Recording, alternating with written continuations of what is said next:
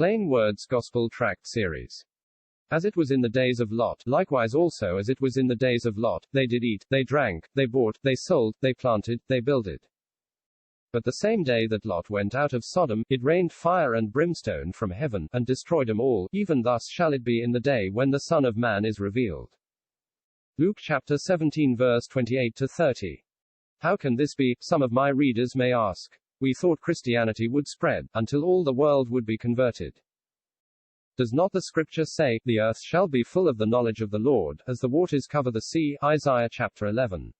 How then, can this world become as wicked as Sodom? And that wickedness go on, until the very day that Christ is revealed from heaven? The answer is very simple. The scripture nowhere teaches, that the time of the earth's blessing will take place before Christ comes, but after.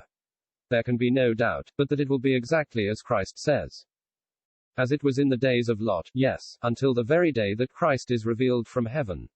Yes, my reader may live to see that day. If not a believer, but a rejecter of Christ, you may be taken with as great surprise, as when they had just taken the shutters down in Sodom, to commence another day's business, and another day's sins.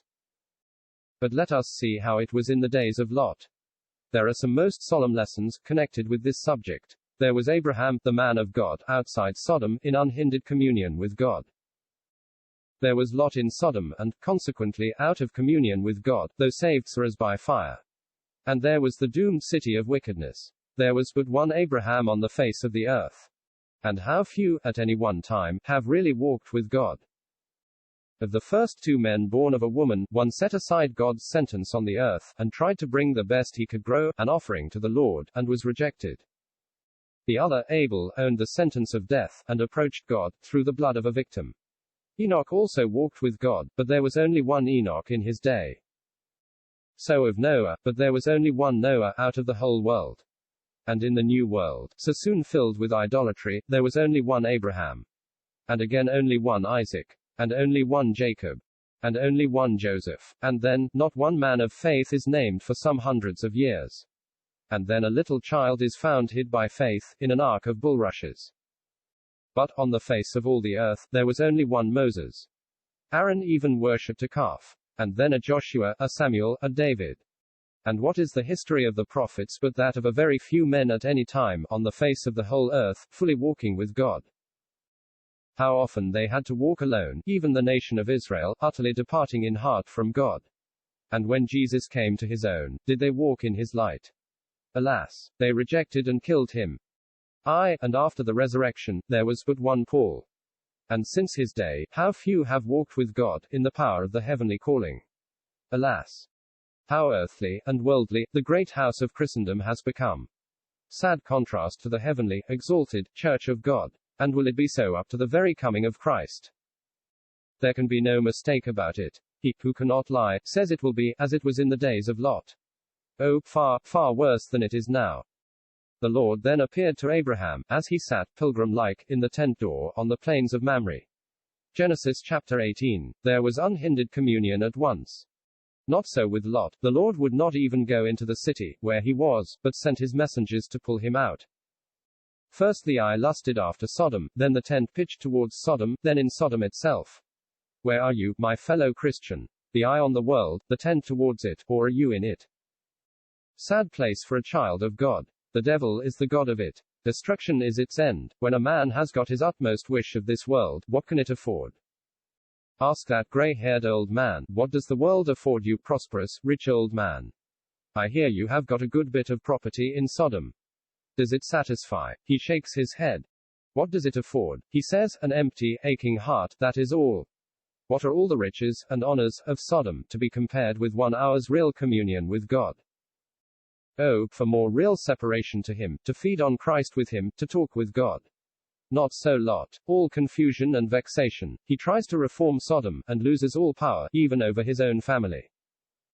Child of God, is it not so? True picture of every worldly Christian. How can we say, let us not into temptation, and then settle down in Sodom? But God is rich in mercy. Hast thou here any besides? Son-in-law, and thy sons, and daughters. O precious grace, it is just what God is doing at this very time. The terrible day of the Lord is very near, but God still waits in mercy, and is awakening whole families.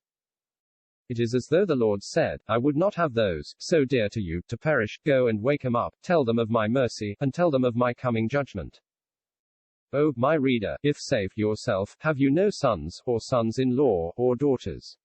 Are there none you love, for whom you would pray, and to whom you would speak the warning word? But Lot seemed, to his own children, as one that mocked. O, sad effect of Sodom! My reader, your children watch you, they may see you clinging, and grasping at Sodom's property. You may get your heart's desire in this world, and when you warn your children, you may seem as one that mocks. Ah, you may see them left to perish. Still poor Lot lingers. His property is there, and the men laid hold upon his hand, the Lord being merciful to him. Thus was he, his wife, and 2 daughters, brought out. Not a word about sons, and sons-in-law.